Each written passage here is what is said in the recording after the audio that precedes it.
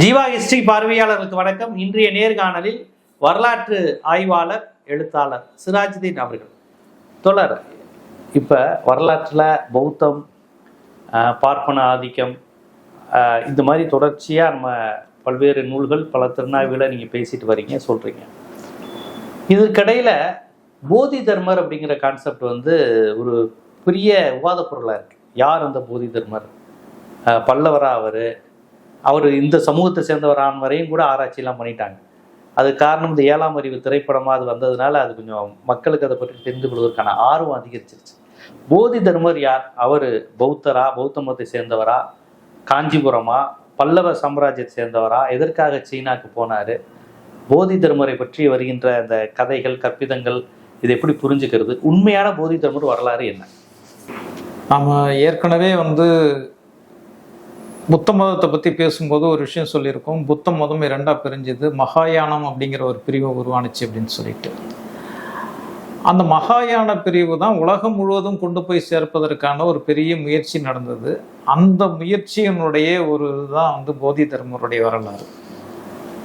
போதி தர்மருடைய வரலாறுங்கிறது அதனுடைய போதி தர்மரை இந்த அளவுக்கு பெருசாக பேச வேண்டிய அவசியம் என்னன்னு கேட்டிங்கன்னா, இன்னைக்கு ஜப்பான்ல இருக்கிற ஜென் புத்த மதம் அப்படின்னு சொல்லக்கூடிய ஒரு பிரிவை உருவாக்குனவர் அவர் தான் அப்படிங்கிற ஒரு வரலாறு. அது அவர் ஜப்பான்ல இருக்கக்கூடிய ஜென் புத்த மதம். ஆனா அது ஜப்பான்ல உருவாக்கல. அவருக்கு ஒரு கட்டத்துல ஜப்பான் போனார் அப்படின்னு சொல்றாங்களே தவிர, அது உருவாக்குனது சீனாவில் உருவாக்கும் போது அது ஜான் புத்த மதம்னு பேர் இருக்கு. அது ஜப்பானுக்கு போகும்போது அந்த ஜப்பானிய மொழியில ஜென் அப்படிங்கிற மாதிரி இது மறுனுச்சு. உருவாக்கப்பட்டது சீனாவில். இது இதை பற்றிய வரலாறு பார்த்தீங்கன்னா, தமிழில் ஒரு புத்தகம் பௌத்தமும் தமிழும் அப்படின்னு சொல்லிட்டு மயிலை சீனி வெங்கடசாமி அவர் எழுதிருக்க பெரியாரிஸ்டுகள் அவர்தான் மேற்கோள் காட்டுவாங்க. மயிலை சீனி கலப்பிரர் காலம் எல்லாத்துக்கும் கலப்பிரர் காலத்தையும் எழுதியிருக்காரு. இதை எழுதியிருக்காரு. இது இல்லாம ரொம்ப ஆத்தன்டிக்கான புத்தகம் அப்படின்னு சொன்னா போதி தர்மா ஆந்தாலஜி அப்படிங்கிற புத்தகத்தை ஒரு ஐரோப்பியர் ஜெஃப்ரி பிராட்டன் அப்படிங்கிற ஒருத்தர் எழுதியிருக்காரு. இதுதான். ஏன்னா அவரை பற்றி நிறைய பதிவுகள் கிடையாது. அதுக்கு பிறகு வர்றது எல்லாமே ஆத்தன்டிக்கானது கிடையாது. எல்லாம் செவிவழி செய்தியை கேட்டதெல்லாம் நிறைய சொல்கிறாங்க. இதில் இவரை பற்றிய குறிப்புகளில் அவங்க என்ன சொல்கிறாங்க அப்படின்னு சொன்னால், இவர் காஞ்சிபுரமாக இருக்கலாம் அப்படிங்கிற ஒரு இது இருக்குது. அது கூட உறுதி இல்லையா? உறுதி இல்லை. 2 வேறு கருத்துகள் இருக்கு. காஞ்சிபுரமாக இருக்கலாம் அப்படின்னு சொல்லிட்டு இருக்கு. இதை இவர் பௌத்தமும் தமிழும் அப்படிங்கிறதுல மயிலை சீனி வெங்கடசாமி சொல்றது, இவர் காஞ்சிபுரத்தை அரசாண்ட ஒரு அரசனுடைய குமாரர். இவர் தியான மார்க்கம் என்னும் பௌத்த மத பிரிவை சேர்ந்தவர். சீன தேசம் சென்று அங்கு தமது கொள்கையை போதித்து வந்தார். இவரது கொள்கை சங்கரரின் அத்வைத மத கொள்கையை போன்றது. இவர் கிபி 520 சீனா தேசத்திற்கு காண்டன் பட்டினத்தை சென்று சேர்ந்ததாக சொல்வார். இதை கூட கூறுவார். அப்படிதான் அவர் முடிக்கிறார். இது ஒரு செய்தி. இது இதுக்கான ஆத்தன்டிக். அவர் இப்போ சீனாவுக்கு போயிருக்காருங்கிறது உண்மை. ஆனால் வேறு சில இதில் எப்படி சொல்கிறாங்கன்னு சொன்னால், அவர் தமிழ்நாட்டை சேர்ந்த தென்னகத்தை சேர்ந்த மேற்கு பகுதியை சேர்ந்த அப்படின்லாம் சொல்றாங்க. இப்ப தென்னகத்தினுடைய ஆமா அந்த மாதிரி சொல்றாங்க. அது இப்ப காஞ்சிபுரத்தை குறிக்காது. காஞ்சிபுரம் வட தமிழகம்ல, வட தமிழகம். அப்ப தமிழ்நாட்டினுடைய கிழக்கு பகுதியில் இருக்கு. தமிழ்நாட்டுக்கு எடுத்துக்கிட்டீங்கன்னா, இந்தியாவுக்கு இருந்தாலும் தமிழ்நாடுன்னு எடுத்துக்கிட்டீங்கன்னா காஞ்சிபுரம் கிழக்கு கிடக்கிற சென்னை ஒட்டி இருக்கு. ஆனா மேற்கு பகுதின்னு ஒரு வார்த்தை வர்றதுனால என்டையர்லி வேற. ஆமா, ஒரு மன்னனுடைய 3வது மகன் அவர் அப்படிங்கிறத சொல்றாங்க. இப்ப மேற்கு பகுதியில மன்னர்கள் யார் இருந்தாங்க? எந்த அரச பரம்பரை இருந்துச்சு இந்த காலகட்டங்கள்ல? சேர மன்னர்களா இருக்கிறதுக்கும் வாய்ப்பு இல்லை. ஏன்னா சேரர்கள்ங்கிறது முழுக்க அது கேரளாவுக்கு போயிடுது. ஆமா, கரூர் தானே தலைமையிடம். கரூர் அந்த பகுதி. ஆனா 3வது மகன் அப்படிங்கிற மாதிரி சொல்றாங்க. ஒரு சில இதுல பாத்தீங்கன்னா அவர் பிராமண வகுப்பை சேர்ந்தவர்னு சொல்றாங்க. பிராமண வகுப்பை சேர்ந்தவர்னு சொன்னா அது மகாயான பிரிவு, அது பிராமணர்களால கொண்டு செல்லப்பட்டதுங்கிறத நம்ம ஏற்கனவே சொல்லியிருக்கோம். பிராமணர்கள் தான் அதை எடுத்துக்கிட்டாங்க அப்படின்னு சொல்லிட்டு. அந்த வகையில பார்த்தோம்னா அநேகமாக பிராமணர்களுடைய நெருங்கிய தொடர்புல இருந்தவங்க பல்லவர்கள் தான். அதனால வந்து அவர் பல்லவராக இருக்கலாம், பல்லவர்கள் அந்த வம்சத்தை சேர்ந்தவராக இருக்கலாம் அப்படிங்கிறது தான் வந்து ஒரு அறுதிட்டு சொல்ல முடியாட்டி போனாலும் கூட அந்த செய்திகள் தான் இப்போ பெரும்பாலும் எடுத்துக்கிட்டு இருக்காங்க. இங்கிருந்து வந்து 526 அதாவது 6ஆம் நூற்றாண்டுல தான் அவர் சீனாவுக்கு போறாரு. அவர் என்ன சொல்றாரு, காடு மலைகள்லாம் கடந்து தான் சீனாவுக்கு போனதா வந்து சீன நூல்களில் வந்து குறிப்பிடப்பட்டிருக்கு. இவரு தனியா எதுவும் எழுதல, ஆனா சீன நூல்கள்ல இவரை பற்றிய குறிப்புகள்ல வந்து இங்கேருந்து வந்தார் அப்படின்னு சொல்லிட்டு. சீனாவுக்கு போனதுக்கு பிறகு அவருக்கு வந்து நிறைய ஆலயங்கள்ல அவருடைய சிலைகளை வச்சு வழிபட ஆரம்பிச்சிருக்காங்க. செவி வழி செய்தி என்ன சொல்றாங்கன்னு சொன்னா, அந்த குங்ஃபு அப்படிங்கிற கலையை கூட அவர் தான் உருவாக்குனாரு. ஓ, குங்ஃபு கலையினுடைய தந்தையவர் தான், அது உருவாக்குனதே இவர் தான் தற்காப்பு சொல்றாங்க. ஆனா அது ஆத்தன்டிக்கா இல்லை, இருந்தாலும் அப்படி ஒரு செய்தி ஒண்ணு தொடர்ந்து சொல்லப்பட்டு வருது. அது அவர் உருவாக்கின காலகட்டங்களில் வந்து அது வேற மாதிரி இருந்துச்சு. அதுக்கப்புறம் காலம் போக போக அதுல வந்து நிறைய மாற்றங்கள் வந்துச்சு. ஆத்தன்டிக்கா பார்த்தீங்கன்னா அதுதான் அங்கிருந்து தான் அந்த குங்ஃபுங்கிற கலை வந்திருக்கும் அப்படிங்கிற மாதிரி சொல்றாங்க. இப்ப இதுதான் இந்த காரணங்கள். தமிழ்நாட்டை சேர்ந்த ஒருவர் சீனாக்கு போய் குங்ஃபு கற்றுக் கொடுத்தாருன்னா தமிழ்நாட்டிலையும் கற்றுக் கொடுக்கல. இப்ப சீனால இருந்து தானே குங்ஃபு தமிழ்நாட்டுக்கு வந்திருக்கு. இவர் வந்து ஒரு மதத்தினுடையதா இருந்தாரு, மதத்தினுடைய ஒரு துறவி மாதிரி இங்கேருந்து போறாரு. இவருடைய பெரும்பாலான நாட்கள் சீனாவில தான் கழியுது. இவருக்கு முன்பே பௌத்தம் வந்து சீனால இருக்கு. இவர் போய் ஒன்றும் பரப்பல இல்லை. ஆனா இவர் ஏன் போனார் அப்படின்னு சொன்னா, இவரு மட்டும் இல்லை, இன்னும் பல பேர் வந்து தமிழ்நாட்டில் இருக்காங்க. திக்நாதர், தின்னாகர், புத்தகோசர் அப்படின்னு ஒருத்தர். இப்ப இவங்கெல்லாம் நிறைய பேர் இருக்காங்க. இப்ப இவங்களுடைய நோக்கம் என்ன, இவங்க வந்து இலங்கைக்கு போறாரு. இப்ப வந்து பாத்தீங்கன்னா வந்து திக்நாதர் அப்படின்னு சொல்லிட்டு ஒருத்தர் இருந்தார். 5ஆம் நூற்றாண்டு 6ஆம் நூற்றாண்டினுடைய காலகட்டங்களில் ஒருத்தர் இருந்தார். அப்புறம் புத்தகோசர் அப்படின்ட்டு இதே காஞ்சிபுரத்தை சேர்ந்தவர் புத்தகோசர்னு இருந்தார். இவங்கெல்லாம் வந்து மதம் பரப்புறதுக்காக தான் போனாங்க. ஆனால் இவங்க மதம் பரப்ப போனது எப்படி போனாங்கன்னா, ஏற்கனவே தேரவாதம் இருந்துச்சு, அதை மகாயானமாக மாற்றுறதுக்காக போனாங்க. யார், போதி தர்மர் உட்பட? ஆமாம். ஓஹோ ஓஹோ. அப்ப அவர் பார்ப்பனராக இருப்பதற்கான வாய்ப்பு அதிகம். ஆமா, புரியுதுங்களா? ஏற்கனவே புத்த மதம் அங்க இருக்கு. இவரு மட்டும் இல்ல, புத்தகோசர், தர்மபாலர் மாதிரி பல பேர் போயிருக்காங்க இங்கிருந்து. தமிழ்நாட்டுல வந்து பல பௌத்த தலைவர்கள் இருந்திருக்காங்க. அவங்கள இவரும் ஒருத்தர். இவரு மட்டும் இல்லை, இலங்கையில மகாயானத்தை உருவாக்குனதே தமிழ்நாட்டுல இருந்து போனவங்க தான். புரியுதுங்களா? ஏற்கனவே பௌத்தம் போயிடுச்சு. அந்த பௌத்தம்னா இந்த பார்ப்பன அரசியல் கலக்காத பௌத்தம் போயிருக்கு. தேரவாதம் போயிருக்கு. அதை போய் மகாயானமா மாத்துறதா இவங்களுடைய. அதுக்கு இலங்கையில ஒரு பெரிய இதெல்லாம் நடந்திருக்கு, பெரிய யுத்தம் மாதிரி எல்லாம் நடந்திருக்கு. அதன் ஆதாரங்கள்லாம் நிறைய இருக்கு. இந்த ஒருத்தர் பேர் சொல்லுவாங்களே, அவர்தான் அந்த சிங்கள இனவெறிக்கும் அவர் தான் காரணம்னு சொல்லுவாங்க. ஆமா, இந்த மகாயானமா கொண்டு போறது இவங்க தான் கொண்டு போறாங்க. அது தமிழ்நாட்டுல இருந்து போகுது. மகாயினம் தான் சிங்கள பேரினவாதத்தையும் உருவாக்கு. சங்கமித்திரர் அப்படிங்கிறவர் அதுக்கு முதன்மையான காரணம். அவர் தமிழ்நாட்டை சேர்ந்தவர். அவர் இலங்கைக்கு வந்து சோழ நாடுனா தஞ்சாவூர், நாகப்பட்டினம் இருக்கிறதுக்கு அதிக வாய்ப்பு இருக்கு. ஏன்னா நாகப்பட்டினத்துல தான் புத்த விகாரம் வந்து பெரிய அளவுல. நம்ம ராஜேந்திர சோழன் கூட அங்க புத்த விகாரம். அவர் சோழ நாடுன்னு போடுறாங்க. இந்த சங்கமித்திரர் அப்படிங்கிறவர் தான் கிபி 254 250 அந்த காலகட்டங்களில் இலங்கைக்கு போறாரு. அங்க பெரிய பிரச்சனைகள் நடக்குது. அங்க இருக்கிற மன்னரையே வந்து மாத்துறாரு. ஆக புத்த மதம் ஏற்கனவே போயிடுச்சு. ஏற்கனவே வந்து சங்கமித்தை, மஹிந்தன் சங்கமித்தைங்கிறது வந்து அசோகருடைய மகள்னு சொல்றாங்க. மஹிந்தன் வந்து மகள்லாம் அவங்க போய் ஏற்கனவே வந்து. ஆனா அசோகர் காலகட்டம் வரையும் மகாயினம் கிடையாதுல்ல? இல்ல, அசோகர் வந்து ஒரு உண்மையான பௌத்த. ஆமா, அவர் இருந்தாரு. அதான் அதுக்கு பிறகுதான் இவங்க போறாங்க. சங்கமித்திரருடைய காலம், மகாயானம் பிரியுது. நம்ம ஏற்கனவே பேசியிருக்கோம், மகாயானம் பிரிஞ்சுது அப்படின்னு சொல்லிட்டு. அந்த மகாயானம் தான் அங்க போகுது. அந்த மகாயானத்தை தான் அவங்க கொண்டு போய் சேர்க்கிறாங்க. அந்த மகாயானம் தான் வந்து இப்ப ஜென் புத்த மதம்னு சொல்றது என்னன்னு கேட்டீங்கன்னா, தியானம் மார்க்கம், தியானம் பண்றது. இந்த தியானம்ங்கிறது ஹீனயானத்துல கிடையாது, மகாயானத்துல தான் உண்டு. வஜ்ரயானம்னு ஒண்ணு நம்ம ஏற்கனவே சொல்லியிருக்கோம். வஜ்ரயானம்ங்கிறது வந்து மாய மந்திரங்கள்லாம் பண்றது. இந்த பிரிவுகள் கொண்டு போய் சேர்க்கறது, இதுதான் உலகம் முழுவதும் கொண்டு போய் சேர்க்கறது தான் இவங்களுடைய முதன்மையான இதா இருந்துச்சு. இதுக்காக தான் நம்ம ஏற்கனவே சொன்ன மாதிரி நாலந்தா பல்கலைக்கழகமே இதுக்காக உருவாக்கப்பட்டது. இப்ப பிராமணர்கள் தான் இதுல வந்து முதன்மையானவர்களா இருந்தாங்க இது வந்து கொண்டு போய் சேர்க்கறதுக்கு. கூடுதலா இவரும் ஒரு பிராமணர் அப்படின்னு தான் சொல்லப்படுது பெரும்பாலான. ஏன்னா இவரே ஒரு வந்து மயிலை சீனி வெங்கடசாமி என்ன சொல்றாருன்னா, சேர்ந்ததாக கூறுவர் அப்படின்னு தான் சொல்றாரு. ரொம்ப அதான் சொல்ல. ஆக அது ஒரு இது உண்மை இருக்கு, நடந்திருக்கு. ஆனா அதுக்கான போதுமான ஆதாரங்கள் இருக்கு அப்படிங்கிறதா. இப்ப இவர் வந்து அதே மாதிரி பாத்தீங்கன்னா ஜெஃப்ரி பிராட்டன் அப்படிங்கிறவரும் அதை சொல்றாரு. அவர் மாபெரும் இந்திய மன்னரின் 3வது மகன். இவர் எழுதுறது மகாயான பிரிவை சேர்ந்தவர், வெண்ணிற ஆடையை களைந்து கருப்பு நிற ஆடையை அணிந்து கொண்டவர். இவரை பற்றிய இதில் வந்து அவர் சொல்றாரு. இவர் இன்னும் ஒரு கூடுதல் விஷயம் என்ன சொல்றாருன்னு சொன்னா, இவர் வந்து ஹான் அப்படிங்கிற ஒரு இனம், வை அப்படிங்கிற ஒரு இனம், சீனாவில் வந்து மிக முக்கியமான வந்து 2 இனங்களை சேர்ந்தவர்கள் இங்கே இருக்கிறாங்க. அவங்களுக்கு மத்தியில் அந்த மதத்தை பரப்புறாரு. இதுல வந்து இந்த ஹான் அப்படிங்கிறது வந்து அது ஒரு சீனாவுடைய பாப்புலேஷன்ல 91% அந்த மக்கள் தான். Okay okay. அது ஒரு இனக்குழு மாதிரி, அது ஒரு இனக்குழு. அவங்கள்ட்ட போய் போதி தர்மர் பரப்புறாரு, அவங்க மத்தியில இவர் கொண்டு போய் சேர்க்கிறாரு. அதுக்கப்புறம் வை அப்படின்னு சொல்லிட்டு ஒரு வம்சம் இருக்கு. அவங்க வந்து இன்னமும் வந்து ரொம்ப செல்வாக்கான ஒரு வம்சம். அவங்க மத்தியிலையும் இவர் தான் கொண்டு போய் சேர்க்கிறார்.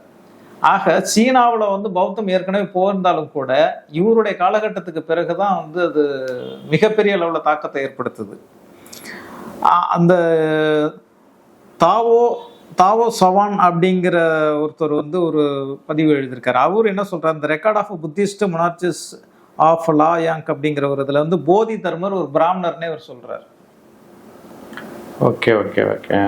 இப்போ இதெல்லாம் சேர்த்து தான் நம்ம ஒரு முடிவுக்கு வர வேண்டியது இருக்கு. ஒவ்வொருத்தவங்களும் ஒரு மாதிரியான சொன்னாலும் கூட பெரும்பான்மையானவர்கள் என்ன சொல்றாங்க, ஏத்துக்கிட்டு இருக்காங்கன்னு சொன்னா, ஏன்னா மகாயானத்தை வந்து அவங்க தான் உருவாக்குறாங்க, அவங்க தான் கொண்டு வர்றாங்க. அதே மாதிரி வந்து காஞ்சிபுரத்தை ஆட்சி செஞ்ச பல்லவர்கள் வந்து பிராமணர்களுடைய தொடர்புல உள்ளவங்க. அவங்க வந்து பிராமணர்களாக இருக்கலாம் அல்லது சத்திரியர்களாக இருக்கலாம். அதுக்கு இன்னொரு முக்கியமான காரணம், 1ஆம் மகேந்திரவர்மன் வந்து மத்த விலாச பிரகாசனம் அப்படிங்கிற ஒரு புத்தகத்தை எழுதுறாரு. இந்த புத்தகம் வந்து வடமொழியில எழுதப்பட்ட நாடகம். இப்போ வடமொழியில பரிச்சயமான வந்து எழுதுற அளவுக்கு இருக்குன்னா மற்றவங்க இருக்க முடியாது. ஒரு பார்ப்பனரா இருக்கலாம், குறைந்தபட்சம் அதே மாதிரி வட இந்தியாவில இருந்து வந்த ஒரு சத்திரியராக கூட இருக்கலாம். மேக்சிமம் வந்து இந்தியா பல்லவர்கள் தமிழர்கள் இல்ல. அப்ப யாரு பல்லவர்கள் தமிழர்கள்? அதுதான் சொல்றேன். மத்த விலாச பிரகாசனம் அப்படிங்கறத ஒரு தமிழர்கள் எப்படி எழுத முடியும்? ஏன்னா அவங்களுக்கு அனுமதியே கிடையாது. ஏன்னா இப்ப உள்ள மாதிரியான பள்ளிக்கூடங்கள்லாம் இப்ப படிக்க முடியாது. இப்பவே யாரும் படிக்கிறது கிடையாது, அவங்களுக்கு அனுமதி கிடையாது. அம்பேத்கர் காலத்திலேயே அவரால் படிக்க முடியல. நான் வந்து சமஸ்கிருதம் படிக்கணும்னு நினைச்சேன், எனக்கு வாய்ப்பு கிடைக்கல, அதனால நான் பார்சி மொழி படிச்சேங்கிறாரு. ஆக இந்த காலகட்டங்கள்ல, இவங்களுடைய காலகட்டங்கள்ல வந்து படிக்கிறதுங்கிறது வந்து சாதாரண திண்ணை பள்ளிகள், அந்த குருகுலங்கள்ல தான் இப்ப சொல்லிக் கொடுப்பாங்க. இப்போ குருகுலங்கள்ல போயிட்டு பார்ப்பனர் அல்லாதவர்களுக்கு இந்த படிக்க வாய்ப்பு இல்லை. கிபி 8ஆம் நூற்றாண்டு அந்த காலகட்டத்தில் வாய்ப்பு இல்லை. அப்ப எப்படி அவர் தமிழரா இருக்க முடியும்? அவர் தமிழரா இல்லையாங்கிறது நமக்கு தெரியாது. நமக்கு இருக்கிற இந்த ஆதாரங்களை வச்சு நம்ம சொல்றோம் வாய்ப்பு குறைவு, வாய்ப்பு ரொம்ப குறைவு. ஏன்னா குருகுல கல்வியில தான் வந்து அவங்க கல்வி கற்றிருக்க முடியும். ஒரு நாடக நூலை எழுதுற அளவுக்கு ஒரு புலமை வந்து வடமொழியில புலமை இருக்குன்னு சொன்னா ஒரு சாதாரணமானவர் வந்து எழுதிருக்க முடியாது. ஒண்ணு தாய்மொழியா இருந்திருக்கணும், அந்த மொழி தாய்மொழியா இருந்திருக்கணும், அல்லது அந்த மொழியை வந்து அவர் கற்று தேர்ந்து இருந்திருக்கணும். இந்த ரெண்டுமே வந்து அவங்களுக்கு மட்டும்தான் சாத்தியம். ஆக அதனால அவர் தமிழரா இருக்கிறதுக்கு வாய்ப்பு கிடையாது. ரெண்டாவது, காஞ்சிபுரத்துக்கு பக்கத்துல பல்லவர்களுடைய ஆட்சி காலத்துலதான் கல்லூரி பல்கலைக்கழகமே வச்சிருந்திருக்காங்க வடமொழிக்கு. கடலூருக்கு பக்கத்துல, அதை நம்ம பின்னாடி சொல்றது, அது இருக்கு, அதுக்கான ஆதாரங்கள் இருக்கு. ஆக வடமொழிக்கு இந்த அளவுக்கு முக்கியத்துவம் கொடுத்தவங்க இந்த வடமொழிக்கு முக்கியத்துவம் கொடுக்கறதுங்கிறத வேற, அந்த மொழிக்கு, ஏன்னா அதை படிக்கக்கூடியவர்கள் ரொம்ப குறைவானவர்கள். அவர்களுக்கு ஒரு தனி வந்து கல்வி நிறுவனங்களை உருவாக்கி அதுக்குன்னு பல ஏக்கர் நிலங்களை, பல கிராமங்களை ஒதுக்கி அதனுடைய வருவாயை அதுக்கு கொண்டு போய் சேர்க்கிற அளவுக்கு எல்லாம் பல்லவர்கள் தான் செஞ்சாங்க. அதனாலதான் நம்ம திரும்ப திரும்ப சொல்றோம், பல்லவர்களுடைய தொடர்ச்சி தான் வந்து சோழர்களுடைய ஆட்சி. மேலாதிக்கத்துல அவங்களுடைய தொடர்ச்சியா தான் இது வந்துச்சு அப்படின்னு சொல்றது காரணம் இதுதான். தொடக்க சொல்லி பல்லவர் காலம் தான். பல்லவர்கள் தான். அதுக்கு முன்னாடியே அவங்க வந்தாலும் கூட ஆதிக்கத்துல அவங்க இல்லை. இப்ப வந்து இப்ப அந்த போதி தர்மர் வந்து பல்லவர் ஆட்சியை சேர்ந்து ஒரு மன்னருடைய மகன் சொல்றாங்க. ஓகே, இளவரசர்னு சொல்றாங்க. அதான் சொல்றேன்.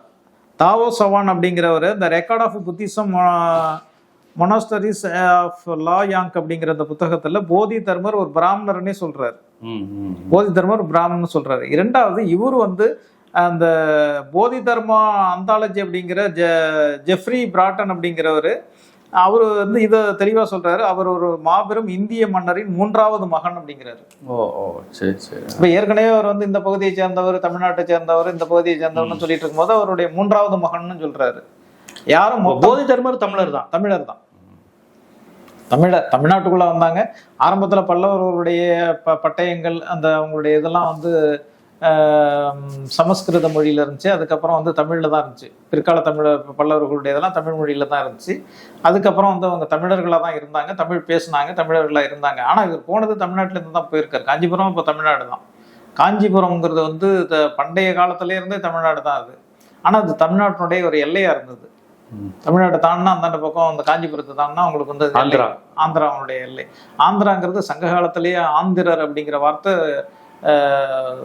ரிக்வேதத்திலே சங்க காலத்திலே தெலுங்கெல்லாம் உருவாயிடுச்சா? இல்ல சங்க காலம் அப்படிங்கிறது எந்த காலம்னே சரியா யாரும் வரையறுக்கலையே.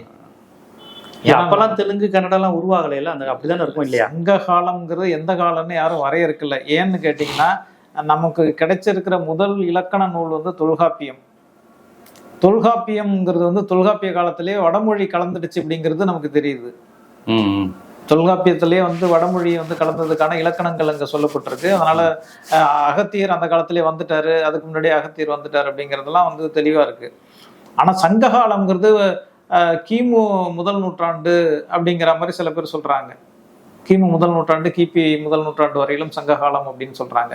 சங்கம் மருவிய காலம் தான் களப்பிரர் காலம் அப்படின்ட்டு பின்னாடி சொல்றாங்க. அது வந்து 11 கீழ்கணக்கு நூல்கள், 11 மேல்கணக்கு நூல்களை சங்க நூல்கள்னு சொல்றாங்க. ஆனா இன்னும் ஒரு சாரார் என்ன சொல்றாங்கன்னு சொன்னா சங்க காலம்ங்கிறது முழுசா அழிஞ்சு போச்சுங்கிறாங்க. சங்ககால நூல்கள் எதுவுமே நம்மகிட்ட கிடைக்கலங்கிறாங்க. அப்ப சங்ககால நூல்கள் எதுவுமே கிடைக்கலங்கும் போது இப்ப பரிபாடல் அந்த இதெல்லாம் 10 பரிபாடல், அதான் 14 மேல்கணக்கு 40 களவழி 40 இல்ல அதெல்லாம் பிற்காலத்துல 11 கீழ்கணக்கு 11 கீழ்கணக்கு. ஏன்னா 11 மேல் கணக்கு 10 பாட்டும் 8 தொகையும் வந்து சங்ககாலம்னு சொன்னா அப்ப அந்த சங்ககாலத்தினுடைய இப்ப வந்து சங்ககாலம் அழிஞ்சு போச்சு அப்படின்னு சொல்றாங்க. இல்ல அதுதான் சங்ககாலம்னு சொல்றாங்க. அது இருவேறு கருத்துக்கள் இருக்கு. இன்னும் ஒரு சில வந்து டாக்டர் மூவா மாதிரி தமிழறிஞர்கள் என்ன சொல்றாங்க, சங்ககாலம்னா 3 காலம் இருந்திருக்க முடியாது, ஏதாவது ஒரு காலம் என்ன இருந்திருக்கலாம் அப்படின்னு சொல்றாங்க. அதுல வந்து கருத்து இது வரல. ஆனா காலத்தை நிர்ணயிக்கல. நம்ம வரலாறா எடுத்துக்கும் போது வரலாற்றினுடைய அடிப்படையே வந்து எந்த காலத்தில் நிகழ்ந்ததுங்கிறதான் வரலாறு. ஒரு செய்தியை சொல்லும் போது இந்த காலத்தில் நடந்தது, இதுக்கு இது ஆதாரம்னு சொன்னா மட்டும்தான் வரலாறு. இப்ப தமிழ்ல வந்து நிறைய வந்து இலக்கியங்கள்ல இருந்து எடுத்துக்கிட்ட வரலாறு நம்ம சொல்லிட்டு இருக்கோம். அந்த இலக்கியங்கள்ல வந்து காலத்தை நிர்ணயிக்க முடியல. அதுல நிறைய சிக்கல் இருக்கு. அதனால சங்ககாலம் இருந்திருக்கலாம், இல்லாமல் இருந்திருக்கலாம். அது காலம் நிர்ணயிக்கப்படல. இப்போ போதி தர்மர் காஞ்சிபுரத்து பல்லவ சாம்ராஜ்யத்தை சேர்ந்தவராகவே இருந்தாலும் எதுக்காக சீனா போகணும் அவரு? இல்ல சீனாவுல சீன நாடுங்கிறது பண்டைய தமிழ்நாட்டோட தொடர்புல இருந்திருக்கு. வணிகத்துக்காக போய், வணிகம் தொடர்ந்து மதம் பரப்புறதுக்காக இல்ல இவரு போனது மதத்துக்காக தான். இல்ல ஒரு மன்னர் போய் மதம் பரப்புவாரா? அது இவரு புத்த பிக்குகள் தானே பண்ணுவாங்க. ஒரு மன்னரா இருக்கிறவர் போய் மன்னருடைய மகன் தானே தவிர இவரு வந்து மன்னர் கிடையாது.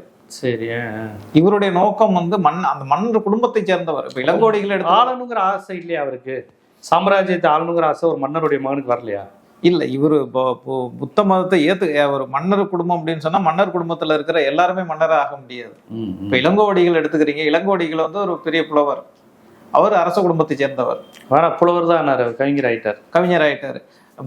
புத்தரே எடுத்துங்களேன். புத்தருக்கு ஆல்டர்னேட்டிவே கிடையாது. அவர் அடுத்தபடி அவர் தான் வந்து அரசாட்சிக்கு வர வேண்டியவர். தந்தைக்கு பிறகு குறைந்தபட்சம் அந்த நாட்டினுடைய தலைவராக இருக்கக்கூடியவர். இப்போ அதை விட்டுட்டு தானே வர்றாரு. இப்போ புத்த மதத்தை எடுத்துக்கிட்ட போது அவங்க வந்து எல்லாத்தையும் விட்டுட்டு தானே வர்றாங்க. அப்படி வரும்போது அது மாதிரி தான் இவரும் போறாரு. 3வது மகன். அதை நீ மன்னராட்சியில பாத்தீங்கன்னா முதல் மகனுக்கு தானே பட்டம் சொல்லுவாங்க. இவர் 3வது மகனா இருக்கும் போது இவர் மன்னரா வர முடியாதுல்ல. அப்ப ஒரு பௌத்தத்தை பரப்பணுங்கிற ஆசையில தான் போனாரு. பௌத்தத்தை பரப்பு தான் போறாரு. ஆனா அது குறிப்பா என்னன்னு கேட்டீங்கன்னா மகாயான புத்த மதம் அதுதான் குறிப்பிட்ட சொல்ல. அங்க யாரும் இவரை இன்வைட் பண்ணாங்களா, கூப்பிட்டாங்களா? இல்ல இவரு தான் போறாரு. இவரு போயிட்டு அங்க பல்வேறு பகுதிகளை வந்து சந்திக்கிறாரு. அதாவது என்ன சொல்றாங்கன்னா இவரை பத்தி ஜேஃப்ரி பிராட்டன் என்ன சொல்றாங்கன்னா, வெளிநாடுகளில் பௌத்தம் அழிந்து விட்டதாக எண்ணி வருந்தி தொலைதூர மலைகளுக்கு கடந்து ஹான் மற்றும் வெய் நாடுகளுக்கு போதனை செய்வதற்காக புறப்பட்டாருங்கிறார். பௌத்தத்தை வளர்க்கணுங்கிறதுக்காக. ஆமா, பௌத்தம் ஏற்கனவே இருந்து இருக்கு. வெளிநாடுகளில் பௌத்தம் அழிந்து விட்டதாக எண்ணி வருந்தி, அப்ப காஞ்சிபுரம் முழுக்க பௌத்தமா இருந்ததா அப்ப? காஞ்சிபுரம் பௌத்தம் தான். ஏன்னா அப்ப இன்னொரு இடத்துக்கு போய் பரப்புறாங்கன்னா அப்ப இங்க ஃபுல்ஃபில்லா காஞ்சிபுரம் பௌத்தம் இருந்துச்சு. ஆரம்ப கால பல்லவர்களே பௌத்தத்துக்கு பெரிய அளவுல வந்து ஆதரவாளர்களா இருந்தாங்க. அதன் பிறகு வருகின்ற ஆட்சிகள் வந்து பௌத்தத்துக்கு, அதான் அந்த காலகட்டங்கள்ல புத்த விகாரங்கள், சோழ நாடே பௌத்தம் வந்து பெரிய அளவுல இருந்துச்சு. சோழ நாடே இப்ப இங்க போனவங்க வந்து இவங்க பாத்தீங்கன்னா ஆச்சாரிய திக்நாதர் எல்லாம் வந்து சோழ நாட்டுல இருந்து போனாங்கிறாங்க. இலங்கைக்கு இங்க இருந்து தான் போனது அப்படிங்கிறாங்க. இலங்கைக்கு ஏற்கனவே போனாலும் கூட பௌத்தம் வந்து இங்க தமிழ்நாட்டுல வந்து மிகப்பெரிய செல்வாக்குல இருந்தது. இதையெல்லாம் வந்து டார்கெட் பண்ணி தான் வந்து பிற்காலத்துல வந்து பக்தி இலக்கிய காலம் உருவாடுச்சு. பக்தி இலக்கியம் வந்து இந்த சமண பௌத்த தாக்கத்தை வந்து இது பண்றதுக்காக வந்து முறியடிக்கிறதுக்காக உருவாக்கப்பட்டது. நம்மளுடைய அதே காலகட்டம் தானே போதி தர்மர் கிபி 8ஆம் நூற்றாண்டு தான் அதே தானே ஒரு காஞ்சிபுரம் இல்லையா? ஆமா, காஞ்சிபுரம் கிட்டத்தட்ட அதே காலகட்டம் தானே. அதே காலகட்டம் இல்ல. இப்ப ஒரு போதித்தமர் அங்க போறாருல, அங்க யாரும் கூப்பிடாம இவரா பரப்புறாருங்க. ஆமா. ஆனா அவரை பற்றிய கதைகள்லாம் ஒரு மருத்துவரா இருந்தாரு, நிறைய தொற்று நோய்களை தீர்த்து வச்சாரு அப்படிங்கிற மாதிரியான விஷயங்களா அவருக்கு வந்து அங்க போய் நிறைய விஷயங்கள் அவர் கத்துக்கிட்டாரு. மருத்துவம் எல்லாமே நிறைய கத்துக்கிட்டாரு. தற்காப்பு கலைங்கிறதெல்லாம் தற்காப்பு கலை இங்கே கத்துருந்தாரு, அங்கேயே கத்துருந்தாரு. அங்க போயும் கத்துக்கிட்டாரு. அதிக நாட்கள் அங்கதான் இருந்திருக்காரு அப்படிங்கறத. அது குங்ஃபூ வந்து காஞ்சிபுரத்துல உருவானதா சீனால உருவானதா? சீனாவில் உருவானதுதான். இங்க இருக்கிற கலையும் அங்க இருக்கிற கலையும் சேர்த்துதான் ஒரு புதிய இங்க நம்மகிட்ட வர்ம கலைன்னு இங்க அந்த வர்ம கலையை இங்க இருந்து போனதுதாங்கிறாங்க. இப்ப அந்த நாட்டினுடைய ஒரு கலை, இந்த கலை இதெல்லாத்தையும் சேர்த்துதான் புதுசா ஒண்ணு உருவாக்குறாங்க. Okay okay okay. இப்ப நமக்கு ஒரு வழிமுறை தெரியும், அவங்களுக்கு ஒண்ணு தெரியும். இந்த ரெண்டையும் இதை வந்து இப்படி சேர்த்தா இன்னும் கொஞ்சம் பெட்டரா இருக்குமே அப்படிங்கிற மாதிரி வர்றது தானே ஒரு புதிய கலை உருவாறது. அந்த மாதிரிதான் அவர் உருவாக்குறாரு. அது குங்ஃபு இவர்கிட்ட இருந்து தான் வந்துச்சுங்கிறாங்க. இப்ப புத்த மதத்திலே பாத்தீங்கன்னா இவர் வந்து ஜான் மதம் அப்படிங்கறது தான் உருவாக்குறாரு. இது ஜப்பானுக்கு போனோம்னா ஜென்னா மாறுது, மொழி மாறுது. ஆனா அதனுடைய பேசிக் என்னன்னு சொன்னா தியானம். அவங்க வந்து வேற எதுவுமே பண்ண மாட்டாங்க, முழுக்க முழுக்க தியானமா இருக்கும். அதாவது சூஃபின்னு சொல்லுவாங்க முஸ்லீம்கள்ல. சூஃபீஸ் நாடோடி பாடல், அது பாடல், அதாவது தியானம். பக்கீர்கள் பக்கீர்கள்ங்கிறது வேற, அந்த தியானம் பண்ணக்கூடியது. அது இஸ்லாத்துக்கு ஹராம்ல எதிரானது இல்ல. இஸ்லாத்துக்கு எதிரானது. அது இங்கதான் இருக்கு. அது வெளிநாடுகள்ல வரும்போது அந்த இந்தியா பாகிஸ்தான் மாதிரி இந்த நாடுகள்ல எந்தெந்த நாடுகள் அங்க போதோ அந்த கல்ச்சர் அதை ஏத்துக்கிட்டு அது ஓகே ஓகே அப்படி ஒரு இது உலகம் முழுவதும் போகும்போது அந்த நாட்டுடைய கல்ச்சரை ஏத்துக்கிட்டு, இன்னும் சொல்ல போனா இன்னைக்கு இங்க வந்து இஸ்லாத்துல நிறைய பிரிவுகள் இங்க இருக்காங்களே, இதெல்லாம் சவுதியில கிடையாது. இருந்தா அங்க இருந்து தானே வந்திருக்கணும். இங்க இருக்கிறது அங்க கிடையாது. இங்க இருக்கிற மரக்கையர் லப்பையெல்லாம் அங்க கிடையாது. ஆக அந்த மண்ணுக்கு போகும்போது இப்ப பௌத்தமும் அப்படிதான். இங்க இருந்து போகும்போது அங்க சில விஷயங்களை அவங்க வந்து ஒத்துக்கிறாங்க. அங்க இருக்கிறத வந்து அதை வந்து பௌத்தத்துக்கு தகுந்த மாதிரி மாத்துக்கிறாங்க. கிறிஸ்தவம் அப்படிதானே. ரோமன் கத்தோலிக்கு இங்க உள்ள தன்மை லூர் தன்னை, ஆமா, இதெல்லாம் வந்து பைபிள்ல கிடையாது. ஆமா, இங்க உள்ள தூத்துக்குடி நான் பண்ணதுக்கு ஏத்தாப்புல கொஞ்சம் மாறி இருக்குல்ல. ஆமா, அந்த ரீசெண்டா பார்த்தோம், அந்த காமாட்சி விளக்குல கூட சிலுவை போட்டு வருது வந்துச்சு.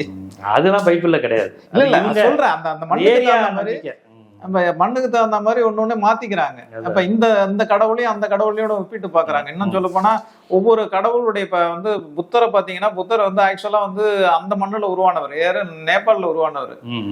புத்தருடைய படத்தை பார்த்தா எப்படி இருக்கணும்? நேபாளி மாதிரி தானே இருக்கணும். உண்மையா புத்தர் ஒரு நேபாளி, ஒரு நல்ல சாமுத்திரியா முகலட்சணத்தோட இருக்காரு, வேற மாதிரி இருக்கிறாரு அவரு. ஆமா, ஒரு நேபாளி தானே. ஆமா, உண்மையா சொன்னா நேபாளிக்குரிய லட்சணத்தோட இருக்கணும். அது இருக்க மாதிரி இல்ல. ஆனா ஒரு நேபாளின்னு சொன்னா கூர்க்காவா மாத்திருவாங்க இங்க. ஆமா ஆமா. ஆனா உண்மையிலே அவர் அப்படிதான் இருந்திருப்பாரு. இப்ப ஜீசஸ் இருக்காருன்னு சொன்னா அந்த மண்ணுல எப்படி இருந்திருப்போம், அந்த முகத்தோட தான் இருந்திருக்க முடியும். ஆக ஒவ்வொரு மண்ணுல உருவானவங்க அந்த மண்ணுடைய கலாச்சாரம் அந்த இது அதுலதான் வந்து அவங்க வந்திருக்க முடியும். அது வந்து பிற்காலத்தில் உள்ளவங்க அதை மாத்திட்டாங்க, அவங்களுக்கு அந்த மாதிரி மாத்திக்கிறாங்க. இப்ப மார்க்சியத்தை வந்து மண்ணுக்கு ஏற்ற மார்க்சியம்னு ஒண்ணு சொல்லுவாங்க. மார்க்சியத்தினுடைய ஒரிஜினல் வந்து கார்ல் மார்க்ஸ் சொன்னது வேற, அது வந்து ரஷ்யாவில் வரும்போது வேற ஒன்றா பரிணமிக்குது. ஏன்னா அது வந்து தொழிலாளர்களுக்கானது. இங்கே வரும்போது வந்து அவங்க வந்து பெரும்பாலும் விவசாய நாடு. அது இப்போ கம்பெனியில வேலை பார்க்குறவங்களும் மாவோயிசம் அதுல தானே. சீனா மாவோயிச கான்செப்ட்ங்கிறது வேற மாதிரி. அதான் வேற ஒரு மண்ணுக்கு போகும்போது அதுக்காக தான் அது வந்து மண்ணுக்கு எப்படி கொண்டு போகணும் அந்த மாதிரி தான் இதுவும் போகுது. இது போகும்போது இது இந்தியாவில் ஒரு மாதிரியா இருக்கு, அங்கேருந்து வட இந்தியாவில இருந்து தென்னிந்தியாவுக்கு வரும்போது இங்கே ஒரு மாதிரியா இருக்கு. இந்த தென்னிந்தியாவோட தொடர்புடைய சீனா வந்து இலங்கைக்கு போகுது. இங்கேருந்து சீனாவுக்கு போகும்போது சீன மக்களோட அதனுடைய பழக்க வழக்கங்கள், கலாச்சாரம், பண்பாடு இதோட ஏதோ தொற்று நோயெல்லாம் குணப்படுத்தி அவங்கள்ட்ட நல்ல பேர் வாங்குறாருங்கிறாங்க. அதெல்லாம் நடந்தது. அங்க போயிட்டு ஒரு வந்து சமூக சேவையா பண்ணும் போது அப்ப ஆரம்ப கால பௌத்தம்ங்கிறது அப்படிதான் இருந்துச்சு. மருத்துவம். ஆமா, பௌத்தம்ங்கிறது அதான் நான் வந்து ஏற்கனவே அதை நான் சொல்லியிருக்கேன்னு நினைக்கிறேன். இந்த கோவில்கள்ங்கிறதே அப்படி உருவானது தானே. பௌத்தர்கள் வந்து ஒரு மக்களுக்கான ஒரு இது ஹீலிங் தெரப்பி மாதிரி எல்லாமே பண்ணுவாங்க. அதாவது மக்கள்கிட்ட இருந்து இவங்க வந்து உணவு வாங்கி சாப்பிடுவாங்க, இவங்க தனக்குன்னு எதுவும் வச்சுக்க மாட்டாங்க. அது அடிப்படையில தான் வந்து இந்த அமுத சுரபிங்கிறதெல்லாம் இங்க உருவானது. அந்த கான்செப்ட் உருவானது வந்து மணிமேகலை, அட்சய பாத்திரம், அமுத சுரபி, அது அட்சய பாத்திரம் அப்படிங்கிறதெல்லாம் அது பௌத்த காப்பியம் தானே அது. ஆமா, அது உருவானது. இவங்க என்ன வாங்கி சாப்பிடுவாங்க. புத்தரே வந்து போனோடனே வந்து அப்படிதான் வாங்கி மக்கள்கிட்ட இருந்து தான் வாங்கி பிச்சை தான் அது. அதுதான் அவங்க வந்து அந்த மொழி மாற்றி பிச்சைங்கிறாங்க. அது பிச்சை பாத்திரம் தான் அது. அதை வாங்கி சாப்பிடுறாங்க. அப்ப சாப்பிடும் போது மக்கள்கிட்ட இருந்து வாங்கி சாப்பிட இவங்க உழைப்பு தேவையில்லை. இப்ப மக்களுக்கு ஏதாவது செய்யணுங்கும் போது அந்த மருத்துவத்தை கத்துக்கிட்டு அவங்களுக்கு மருத்துவ சேவை செய்யறது, கல்வி சேவை செய்யறது. சமணர்கள் வந்து பள்ளிகளை உருவாக்குனாங்க, சமண பள்ளிகள், பௌத்த விகாரங்கள், சமண பள்ளிகள். அந்த பள்ளிகள் தான் புத்த பள்ளிகள் இல்லையா? பள்ளிகளாலே சமண பள்ளிகள், அதாவது பேர் தான் வேற, எல்லாமே அவங்க அந்த ஒவ்வொருத்தருக்கும் வந்து ஒரு பேரை மாத்திக்கிட்டாங்க, அவ்வளவுதான். அததான் கிறிஸ்துவ இஸ்லாம் வரும்போது பள்ளிவாசல்ங்கிறது மாறிச்சு, மஸ்ஜித்ங்கிற வார்த்தை பள்ளிவாசலா மாறிச்சு. பள்ளிகள் அப்படின்னா வந்து இன்னும் சொல்ல போனா தமிழ்ல வந்து பள்ளிங்கிறது உறங்கக்கூடிய இடம். பள்ளி கொள்ளுதல், பள்ளி எழுச்சி எல்லாம் சொல்லுவாங்க. ரங்கநாதர் பள்ளி கொள்ளுதல். இப்போ இது வந்து ஒரு இடம். அந்த இடத்துல வந்து உங்க சமூக சேவைக்காக அதை பயன்படுத்திக்கிட்டாங்க. புரியுது. அங்க வந்து அங்க தங்கியிருப்பாங்க. யாருன்னா இந்த புத்த பிட்சுகள் அவங்க தங்கியிருப்பாங்க. அங்க தங்கி சமூக சேவை செய்வாங்க. ஏன்னா இவங்களுக்கு எந்த தேவையும் இல்லை, சாப்பாடு வந்து மக்கள் கொடுத்துட்றாங்க. அப்ப இவங்க வந்து அந்த மார்க்கத்தை பரப்புறது மட்டும் இல்லாம சமூக சேவைங்கிறது இவங்க கல்வி சேவை செய்யறாங்க, அந்த மக்களுக்கு வந்து வைத்தியம் செய்யறாங்க. இப்ப இதன் மூலம் வந்து அவங்க அதை பரப்புறாங்க. இப்ப இன்னைக்கு இருக்கிற மிஷனரிஸ் கூட சொல்லலாம். இப்ப அந்த இதேதான் இது ஆரம்பத்துல வந்து பௌத்தர்கள் தான் கொண்டு வராங்க. இங்க மருத்துவத்தின் மூலம், கல்வியின் மூலம் பரப்புதல். ஏன்னா அவங்களுக்கு வேலை இல்லையே, சும்மா சொல்லிக்கிட்டே இருக்க முடியாதுல்ல. பௌத்தத்துக்கு வாங்க, பௌத்தம் சொன்னாரு, இது சொன்னாருங்கிறத விட மக்களுடைய பிரச்சனைகள் எதுவும். அப்பேற்பட்ட போதை தர்மருக்கு எதுக்கு விஷம் கொடுத்து கொள்றாங்க? அப்படித்தானே சொல்லப்படுது. அந்த கதை உண்மைதானா? இல்ல, அவர் ஏதோ எங்க மண்ணிலே இருக்கணும், அவரை நாங்க கொண்டு அது ஒரு புனித ஆத்மாவை எங்க மண்ணிலேயே புதைச்சிடுறோம், அதனால அவரு சோத்துல விஷம் கொடுத்து அவரை கொண்டுட்டாங்கன்னு தானே 7ஆம் அறிவு படத்துல அப்படித்தானே காமிக்கிறாங்க. போதி தர்மர் வந்து எங்க கொல்லப்பட்டாருங்கிறத பத்தி 2 விதமான இது இருக்கு. ஜப்பான் தேசத்துல சேர்ந்து அங்க இறந்துட்டாரு, இங்க இறந்துட்டாருன்னு 2 விதமா சொல்றாங்க. அவர் இறந்தாருன்னு சொல்றாங்க, கொல்லப்பட்டாருன்னு சொல்றாங்க. போதி தர்மர் சீன தேசத்தில் தனது மதத்தை போதித்த பிறகு ஜப்பான் தேசத்துக்கு சென்றதாகவும், அங்கு கடோக யாமா என்னும் இடத்தில் ஹோடஃபு டாய்ஷி என்பவர் இவரை கண்டு உரையாடியதாகவும் ஜப்பான் தேசத்து வரலாறு கூறுகின்றது. ஜப்பான் தேசத்திலும் சீன தேசத்திலும் இவருக்கு கோயில்கள் உண்டு. இந்த கோயில்கள் இரவும் பகலும் எண்ணெய் விளக்குகள் இருந்து கொண்டு கடைசியா அங்கதான் ஜப்பானுக்கு போய் செட்டில் ஆயிட்டாருங்கிற மாதிரி சொல்றாங்க, சீனாவிலே இருந்தாருங்கிற மாதிரி சொல்றாங்க. இது வந்து நம்பகத்தன்மை உள்ள இது இல்லை. இவரை கொல்ல வேண்டிய அவசியம் என்ன? ஏன்னா மருத்துவம் பார்க்குறாரு, அங்க போய் ஒரு புதிய கலையை உருவாக்கி தற்காப்பு கலையை உருவாக்குறாரு. இன்னைக்கு வரையும் உலகத்தின் அடையாளமாக, சீனாவின் அடையாளமாக அந்த தற்காப்பு கலை இருக்கு. அப்பேற்பட்டவர் எதுக்கு விஷம் கொடுத்து கொள்றாங்க? சும்மா இவங்களா கதை விடுறாங்க. வந்து அதை மிகைப்படுத்தி சொல்லி இருக்கிறதுக்கு வாய்ப்பு இருக்கு. ஒண்ணு போரின்ல செத்து இருக்கணும், அல்ல அவர் போர். ஆனா மக்கள்கிட்ட நல்ல பேர் வாங்குறாரு, அந்த மக்கள் எப்படி ஒரு கொள்வாங்கன்னு கேக்குறேன். இல்லை, அதாவது மக்களுக்கு நல்ல பேர், யாரெல்லாம் நல்லது செஞ்சாங்களோ அவங்க எல்லாருமே வந்து ஆபத்துல தான் இருந்தாங்க ஒவ்வொரு காலகட்டத்திலையும். நல்லது செய்யறவங்கன்னு சொன்னா யாருக்காவது ஒரு பாதிப்பு இருக்கு. அங்க உள்ள சீன மக்கள் எதுவும் கொண்டிருக்கலாமோ? தமிழ்நாட்டுல இருந்து வந்து இதாயிருக்காருன்னு அங்க உள்ள இல்ல அந்த மாதிரி இருக்கிறதுக்கு வாய்ப்பு கிடையாது. எப்போதுமே எந்த ஒரு நாடா இருந்தாலும், எந்த மக்கள் கூட்டமா இருந்தாலும், அந்த மக்கள்ல வந்து எந்த ஒரு நல்லது செஞ்சாலும் அதுக்கு எதிர்வினை ஒண்ணு இருக்கத்தான் செய்யும். எல்லாருக்குமே இருந்திருக்கு. புத்தருக்கு இல்லையா? புத்தர் நல்லதான் செஞ்சாரு. அவரு யார்கிட்டையும் அவரால் எந்த பாதிப்பும் யாருக்கும் கிடையாது. ஆனா அவரால் ஒரு பாதிக்கப்பட்ட ஒரு கூட்டம் இருந்துகிட்டே இருந்துச்சு. ஏன்னா அவர் எல்லாத்தையும் தடை பண்ணிட்டாரு. வேத இதெல்லாம் ஏற்கனவே அங்க வந்து சீனாவில் வந்து மத நம்பிக்கைகள் இருக்கு. இவரு போய் இப்ப இதை கொண்டு போறாரு. இதுவே ஒரு காரணமா கூட இருக்கலாம் இல்லையா? உங்களுக்கு சீனாவில் ஏற்கனவே மத நம்பிக்கை, அது வந்து ஒரு தொன்மையான நாடு. அவங்களுக்குன்னு ஒரு மத நம்பிக்கை இருக்கு, ஜொராஸ்ட்ரிய மதம் இருக்கு. அதுக்கு முன்னாடி வந்து அந்த மக்களுக்கான சில வந்து தாய் தெய்வ வழிபாடுங்கிற மாதிரி சில இது அவங்கள்ட்ட தொடர்ந்து இருக்கு. அது காலங்காலமா இருந்துகிட்டு இருக்கு. ஏன்னா தொன்மையான மண்ணில் வந்து சீனாவும் ஒண்ணு, உலகத்தினுடைய தொன்மையான மக்கள்ல சீனர்களும் ஒண்ணு. அப்படி இருக்கும்போது புத்தருக்கு முன்னாடியே வந்து அவங்கள்ட்ட வணக்க வழிபாடுகள், அந்த கலாச்சாரம் இது எல்லாமே இருந்திருக்கும். அதை காப்பாற்றணும் அப்படிங்கிற நோக்கத்துக்காக கூட அவருக்கு எதிரானவர்களா இருந்திருக்கலாம். இதுக்கான வாய்ப்புகள் நிறைய உண்டு. எல்லா நாடுகள்லையும் இது இருந்திருக்கு. இப்போ இந்தியாவை எடுத்துக்கிட்டிங்கன்னா இந்தியாவுக்குன்னு ஒரு கலாச்சாரம் இருக்குது, இந்தியாவுக்குன்னு ஒரு கடவுள் நம்பிக்கை இருக்குது. இது வந்து இன்னொருத்தவங்க இது ஒரு ஆக்குபை பண்ணும்போது இதை வந்து மேலாதிக்கம் செய்யும் போது அதை நான் ஏற்றுக்க முடியாதுங்கிற. அதே மாதிரி வந்து ஈரானில் வந்து வரும்போது, இஸ்லாம் வரும்போது ஈரானியர்கள் ஒத்துக்க முடியாதுன்னு ஒரு கூட்டம் இருந்தாங்க. அவங்க தான் வந்து பாரசீகர்கள்ங்கிற பேரில் இந்தியாவுக்கு இடம்பெயர்ந்து வந்தாங்க 7ஆம் நூற்றாண்டில். இந்தியாவில் இருக்கிற பாரசீகர்களுடைய பூர்வீகம் வந்து பாரசீகம் தான். அவங்க தான் இங்கே ஈரான் தான். அவங்க பார்சிங்கிறதே பாரசீகனுடைய சுருக்கம் தானே. ஆரிய பூமி தானே, ஆரிய பூமி தான். இப்ப அவங்க ஏன் இங்க வந்தாங்க? பாரசீக மதம்ங்கிறது இந்தியாவில தான் இருக்கு, பாரசீகத்துல இல்ல. முழுமையா வந்து இஸ்லாத்துக்கு போயிட்டாங்க. இப்ப இதை ஒத்துக்க முடியாது. இஸ்லாத்தை என்னால அதாவது இஸ்லாம் தோன்றுவதற்கு முன்னாடி அந்த பாரசீகரிடம் இருந்த அந்த நம்ம கடவுள் வழிபாடுங்கிறது அழிஞ்சிருச்சு. அங்க இஸ்லாம் வந்து ஓரிரை கொள்கையா வந்துருச்சு. அதனால அந்த மதத்தை தோடி அவங்க இந்தியாவுக்கு வந்துடுறாங்க. அவங்க அதை விட்டு கொடுக்க முடியாதவங்க இங்க வந்துடுறாங்க. இந்தியாவில போனா இஸ்லாம் அல்லாத நம்ம பாரசீக அந்த பழைய தெய்வ வழிபாடு இருக்குன்னு இங்க வந்துடுறாங்க. இங்கேயும் இருக்கிறாங்க. இப்பவும் அதே வணக்க வழிபாடு செஞ்சுக்கிட்டு தான் இருக்காங்க. அவங்களால அது ஓரிரை கான்செப்டை ஏத்துக்க முடியல. இங்க அவங்க நெருப்பை வணங்குறவங்களா? நெருப்பை வணங்கக்கூடிய அதான் ஆரியர்கள் கான்செப்ட். ஆமாங்க, ஆரியர். அது வந்து மஜூஸ். அதுக்கப்புறம் தான் பார்சிங்க வந்தாங்க. ஆமா, அந்த காலகட்டம் தான் 7ஆம் நூற்றாண்டு. பெரிய மெர்கன்டைல் சொசைட்டி ஆயிருச்சுல, வணிக சமூகமா மாறிடுச்சு. மேனகா காந்தி, டாடா பிர்லா, ஹோமி ஜஹாங்கீர் பாபான்னு. ஆமா, ஹோமி பாபா. அவர் நிறைய பேர் முஸ்லீம் தான் நினைச்சிட்டு இருக்காங்க. அவர் வந்து பார்சி, அதாவது முஸ்லீம் மாதிரியே இருக்கும் அந்த பேரெல்லாம். டாட்டா அவர் தானே. டாட்டா பெரிய பேரு. சில பேர்கள் பாத்தீங்கன்னா முஸ்லீம் பேர் மாதிரியே இருக்கும். ஹோமி ஜஹாங்கீர் பாபாங்கிறது வந்து பார்சி. ஆனா அந்த பேரை பாருங்க, ஹோமி ஜஹாங்கீர் அப்படிங்கிறது, ஜஹாங்கீர் அப்படிங்கிறது எல்லாமே வந்து முஸ்லீம் தான். ஆக அந்த அந்த கல்ச்சர்ல வந்தவங்க இங்க இந்தியாவில மட்டும்தான் இருக்காங்க, வேற எங்கேயும் கிடையாது. இந்த மதம் வந்து பார்சி மதம் வந்து பாரசீகத்துக்கானது. பாரசீகத்துல அவங்க எல்லாம் முஸ்லீமா மாறிட்டாங்க. பாரசீகத்துல இருக்கிற பார்சி மதம் இந்தியாவில மட்டும் அதே பேர்ல இருக்கு. ஆக அந்த மாதிரி ஒரு கல்ச்சரை வந்து விட முடியாதுங்கிறதுக்காக அதுக்கு எதிர்வினை எப்போதுமே இருக்கும். அது மட்டும் இல்ல, ஏற்கனவே அவங்க வந்து தேரவாதத்தை சேர்ந்தவர்கள். பௌத்தர்களே கூட எதிர்பார்த்திருக்கலாம் இல்ல. இவருடைய நோக்கம் மந்திரம், மாயம், மகாயானத்தை போறாரு, மீட்பர் அப்படிங்கிற மாதிரி இருந்திருக்காரு. ஆமா, ஏற்கனவே அங்க வந்து தேரவாதம் இருக்கு. புத்தருடைய ஒரிஜினல் கொள்கை நாத்திய தத்துவத்தோட இருந்திருக்கும் இருக்கு. அப்ப இவர் வந்து மகாயானத்தை கொண்டு போய் பூத்தும் போது இவருடைய நோக்கமே அதுவா தானே இருக்கு. ஆக அதை வந்து எதுக்கு ஏத்துக்க முடியாதுங்கிற ஒரு கூட்டமா கூட இருந்திருக்கலாம் இல்லையா. ஆக எல்லாத்துக்குமே அடிப்படையான ஒரு காரணம் இருக்கும். காரணம் இல்லாம இருந்திருக்காது. இதுக்கான வாய்ப்புகளும் இருக்கு. இவர் நல்லது செஞ்சாலும் கூட எதுக்காக நல்லது செய்யறாங்கன்னு தெரியும். இப்ப இந்தியாவில் பார்த்தீங்கன்னா வந்து மிஷனரிகள் வந்து ஸ்கூல் நடத்திட்டு இருக்காங்க, ஹாஸ்பிட்டல்ஸ் நடத்துறாங்க. அதை நடத்தக்கூடாதுன்னு அரசாங்கமே தடுக்குது, நெருக்கடி கொடுக்குறாங்க. இப்ப ஏன் நல்லது தானே செய்யறாங்க, அதை ஏன் தடுக்குறீங்கன்னு கேட்கறோம் இல்லையா. அந்த மாதிரி அப்ப அந்த மாதிரி போதி தர்மருக்கு யாராவது எதிரிகள் வந்து விஷத்தை இருந்திருக்கலாம், நிச்சயமா இருந்திருக்கலாம். அதுக்கான ஆத்தன்டிக்கான இது கிடையாது, இருந்திருக்கிறதுக்கான வாய்ப்பு இருக்கு. ஏன்னா அதை இன்னும் கொஞ்சம் டீப்பா பார்த்துன்னு தான் தெரிஞ்சிருக்கோம். ஆனா அதுக்கான ஆதாரங்கள் ரொம்ப குறைவா இருக்கு.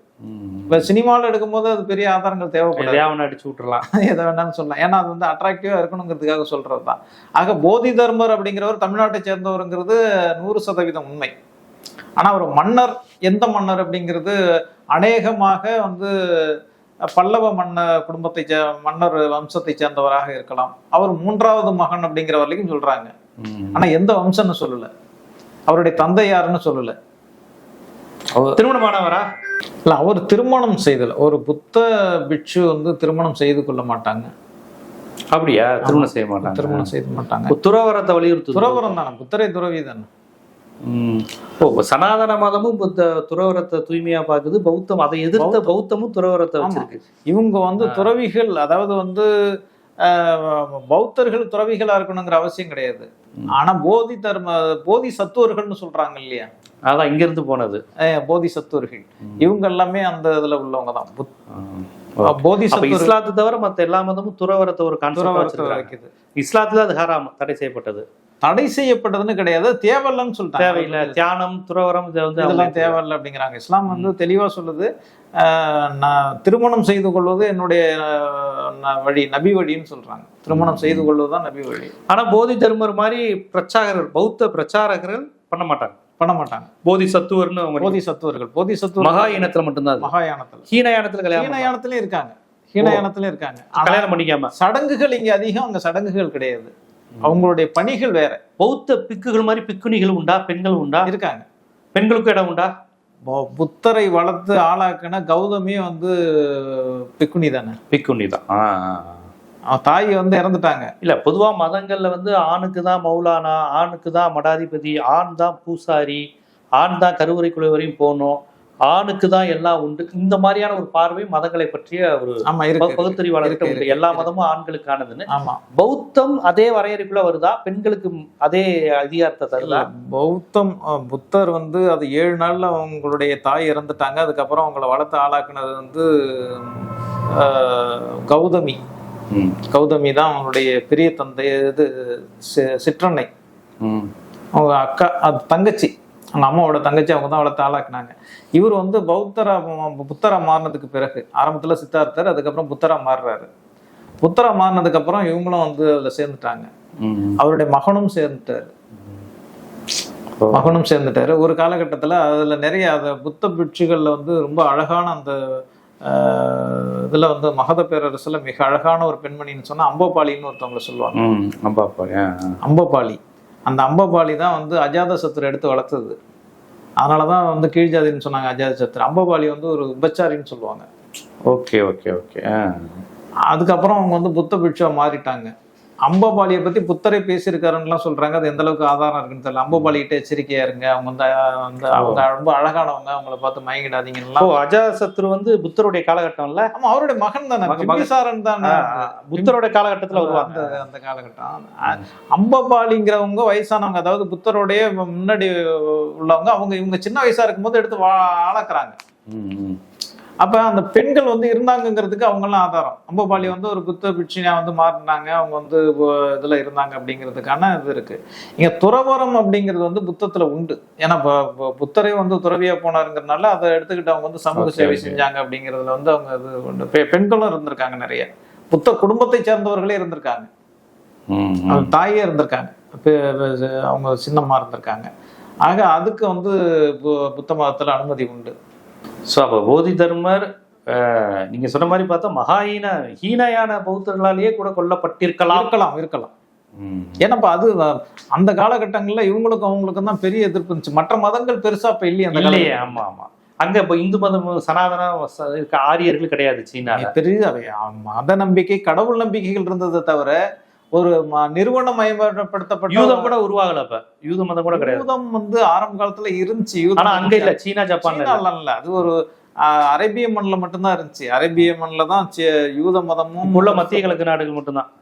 எல்லாமே ஒரே இடத்துல உருவானது தானே. யூத மதம்ங்கிறது, கிறிஸ்துவ மதம்ங்கிறது, இஸ்லாமிய மதம் ஒரே மண்ணு தான், மண்ணு ஒண்ணுதான். அதனாலதான் இன்னமும் அங்க பிரச்சனை, பாலஸ்தீனத்துல பிரச்சனை நடந்தது.